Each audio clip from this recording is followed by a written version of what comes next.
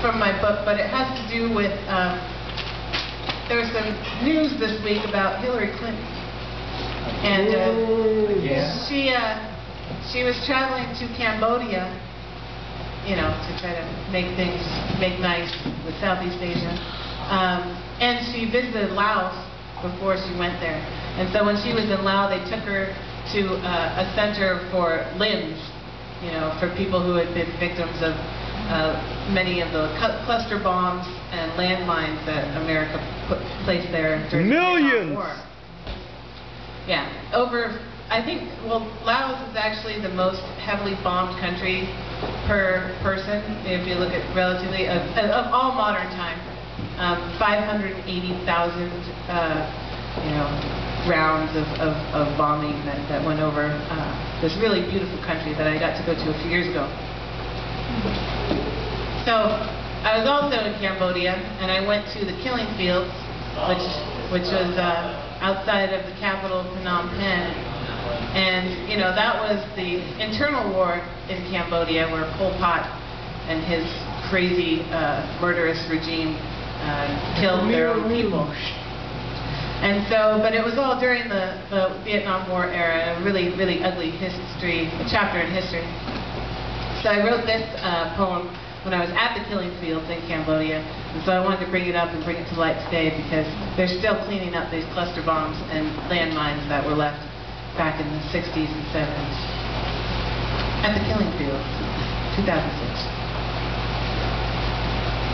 Helicopter revving on the ground takes no flight except its sound, unlifted into resurrection, muting defeat, a deflection, self-serving as it runs, now answering blank, blotted guns, so near to the recent destruction, skull stacked as proof of execution, unpaved new memories to form, nothing buried too deep below them, fresh cuts and gnarled scars, untamed children and hooker bars, resolution to be upstanding, so much lost in misunderstanding, shared endeavors to repair, retinas burning from the glare, red ants bite until you care, so be aware.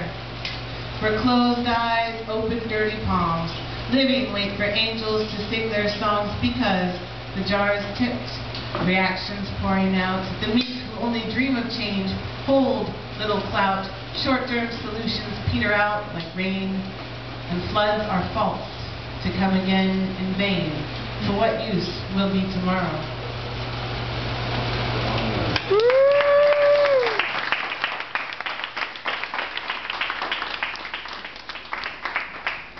So obviously I chose some of my more political pieces today, because I know Dee is always keeping an eye on things in the world, telling it like it is. Yeah. All right. Do it, Dee. So this next one I'm going to read is also based on some recent history, just in the past few months, really. You may be familiar with the National Defense Authorization Bill that, yeah, good history.